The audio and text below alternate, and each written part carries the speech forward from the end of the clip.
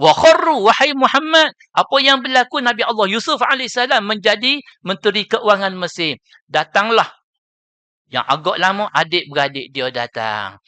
Ayahnya datang, bonda datang, wa rafa'a bawahi, bawa angkat adik-beradik dia, bondanya alal arsy, di atas singgah sana, wa kharru lahu sujada, semua sekali sujud kepada Nabi Allah Yusuf alaihissalam.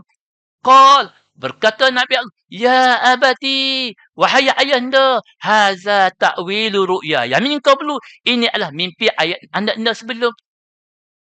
Ya abati, abati lagi. Wahai loving father, before that time I small, I told you, you can remember it. I small, I told you in my dream, I saw 11 star, one sun, one moon. I saw all sujud for me. Ra'aituhum li sajidin. Sujud kepada anak anda. Nampak? Jelas bahawasanya apa yang berlaku, mimpinya diterjemahkan ayat yang ke-100 surah Yusuf. Semua timbul juga persoalan. Ustaz, bagaimana mungkin ayah anda, bonda sujud kepada anak anda? Ayah, mak sujud kepada anak, mana boleh? Tak baik. Betul. Zahirnya macam tu.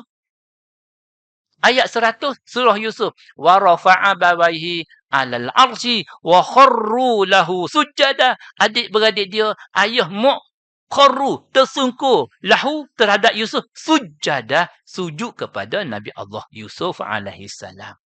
Rahimakumullah. Jangan cepat melata. Don't fast talking. Kita kena ingat, sujud ada dua. Pertama, sujud ibadat hanya kepada Allah. Kedua, sujud tahiyat, sujud ta'zim, menghormati.